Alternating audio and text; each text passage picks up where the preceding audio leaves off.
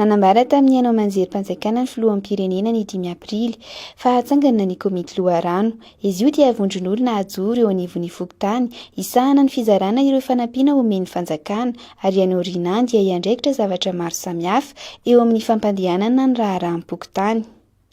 Raha no vinavinaina apetraka ao anaty fotoana fohy izany dia mbola andrasana trano ny fananganana azy. Raha aniny anivon'ny fokontany dia milaza izy ireo fa efa vonona ny lisitry ireo mpikambana kanefa mbola miandry ny fananganana ny fanjakana izany amin'ny fomba ofisialy. Naleva tany ny liste mikasika an'le komity loharano zany fa miandry ny validation ny any amin'ny fitondram-panjakana raha mifahalalako anazy satria mbola mivoaka arrêté izy ireny.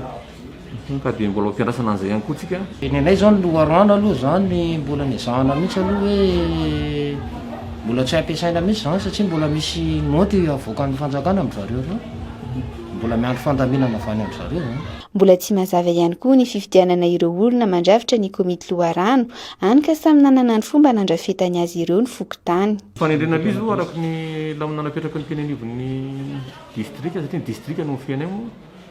Dia efa nametraka zareo hoe mijery olona reto zao avy ny critère n'le olona mety afaka milatsaka anatin'le komity loharano.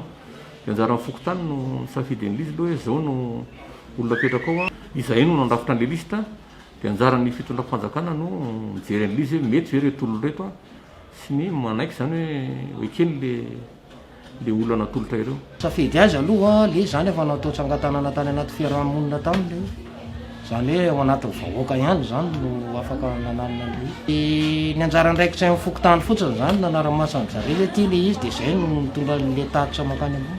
Zay ny anjarany fokontany. Tsy mitovy amin'izay anefa ny fanazavana azo teny anivon'ny kaomina. Ho azy ireo dia olona maro no efa niaraka nandray andraikitra teo amin'ny fandrafetana izany komity loharano izany. Ny komina Antananarivo dia anisan'ny tena nandray andraikitra tamin'ny fandraisana ireo izay rehetra tsara sitrapo vonona hiditra sy andray anjara hitondra ny anjara borikiny eo anivon'ny fokontany sy ny secteur misy anazy.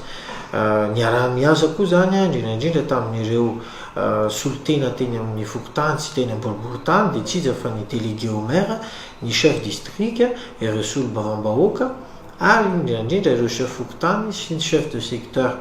Milaza koa ny komina fa na dia mbola andrasana azy ny fanendrena ofisialy dia tsy tokony ho sakana izany andraisan'ireo terem-panahy andraikitra eo anivon'ny fokontany.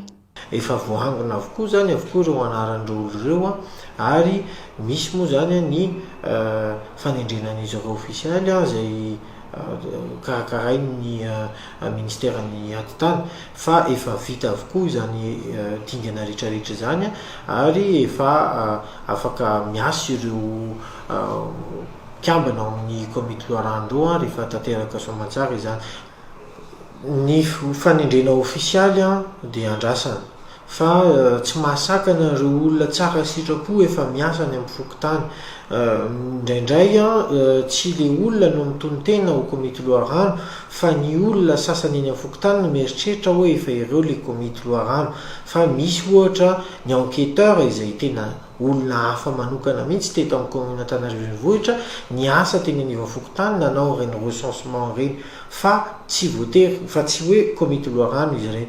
Misy amin'izy ireny no efa nisan'ny soratra anarana ao anatin'ny komity loharano fa tsy mbola afaka miteny amin'ny fomba ofisialy izy ireo toy ny rehetrarehetra raha tsy manana izay taratasy ofisialy izay hoe ity tokoa ireo mpikambana ao amin'ny komity loharano ny secteur anankiray sy ao anatin'ny fokontany.